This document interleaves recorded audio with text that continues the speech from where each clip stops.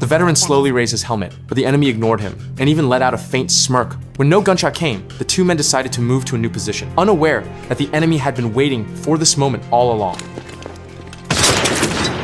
Jeffrey, right behind him, narrowly escaped the same fate. Watching his comrade fall, he froze in thought for a second, then crawled into a maintenance duct to circle around and avenge the veteran. A faint noise and falling dust gave him away. Cunning as ever, Connie, the enemy sniper, immediately changed his position. When Jeffrey crawled out of the duct, Connie shot the weapon right out of his hands. Luckily, an old iron furnace nearby made the perfect cover. Jeffrey quickly tied a knife to a rope, trying to hook his gun back. After several tense tries, he was about to succeed, but Connie fired again and snapped the rope. At that moment, bombing from enemy aircraft shattered the factory's windows. Broken glass littered the floor, and the glint from the shards reflected just enough light for Connie to spot Jeffrey's hiding spot. There was nowhere left to hide. Suddenly, Jeffrey heard a noise in the pipe next to him. A young girl crawled out. He whispered for Anna to crawl behind the pipe and find a piece of glass big enough to reflect light straight at Connie. 3, 2, 1.